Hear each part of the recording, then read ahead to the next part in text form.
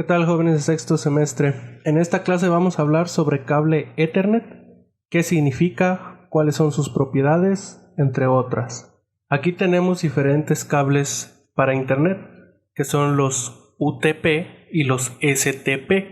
El UTP significa Unshielded Twisted Pair, que significa cable sin blindaje cruzado. Por ejemplo, este que se muestra en pantalla. El STP significa Shield Twisted Pair. Este tipo de cable tiene una protección extra que el UTP no lo tiene. Una protección de aluminio que te sirve para protegerlo de las interferencias. De esa manera, puedes protegerlos en ambientes que sean demasiado agresivos. ¿A qué se refiere esto?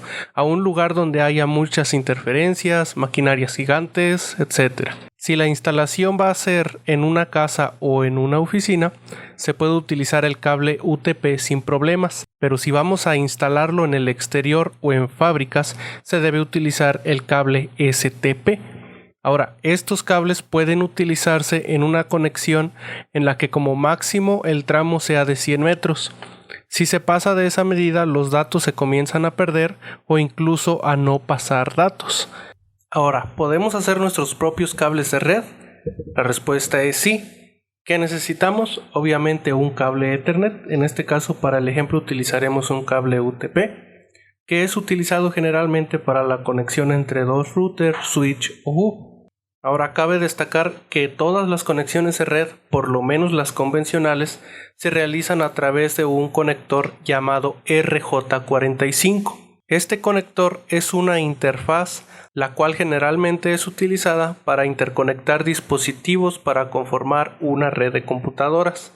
Estos conectores se aplican a los extremos del cable mediante una técnica conocida como ponchado.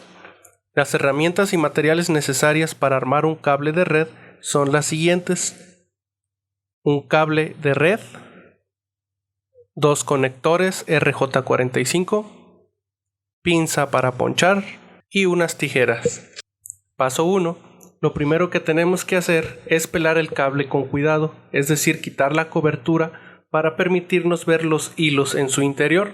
Con aproximadamente unos 3 centímetros bastará. Esta tarea la podemos realizar tranquilamente con unas tijeras. Cabe destacar que en este punto debemos tener cuidado para no dañar los conductores internos del cable. Paso 2.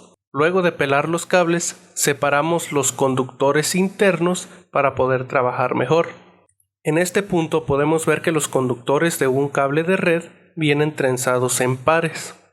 Los desenredamos y estiramos, intentando evitar las curvas y los ángulos, que queden lo más planos posibles. Paso número 3. Tenemos que ordenar los conductores internos de acuerdo al tipo de cable de red que queramos armar.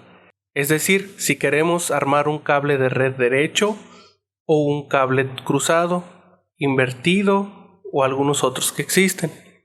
Para ello nos debemos de valer de una tabla que les pondré al final del video, con las indicaciones de los códigos de colores. Paso número 4. Una vez decidido el tipo de cable de red que queremos armar, deberemos cortar los conductores internos e introducirlos en el conector RJ45. Para esto sin problemas debemos cortar cualquier sobrante de cable. Lo ideal es que nos queden unos aproximadamente 1.5 centímetros. También es importante mencionar que todos los conductores internos del cable de red tengan la misma longitud para evitarnos complicaciones. Paso número 5. Cuando ya hemos realizado los trabajos previos, tomando el conector RJ45 y situamos los pares de manera tal que el pin 1, es decir, de izquierda a derecha, introducimos fuertemente los hilos conductores dentro del conector RJ45. Paso número 6. Una vez finalizadas las comprobaciones para checar que los cables se encuentren en orden, es momento para introducir el conector RJ45 en el hueco destinado de la herramienta ponchadora para poder sellar el conector. Y el paso número 7, repetimos el procedimiento con el otro extremo del cable y al final comprobar que este funcione. Ahora aquí les voy a poner el código de colores de los cables de red.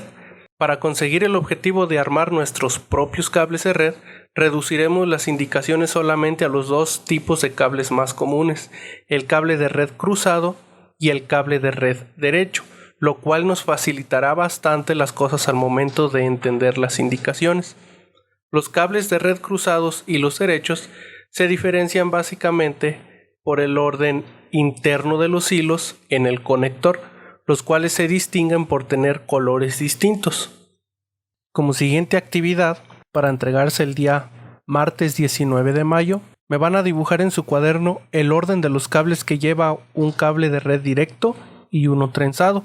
Y también me van a investigar cuál es la diferencia entre un cable de red derecho o directo y un cable de red cruzado y para qué nos sirve cada uno de ellos.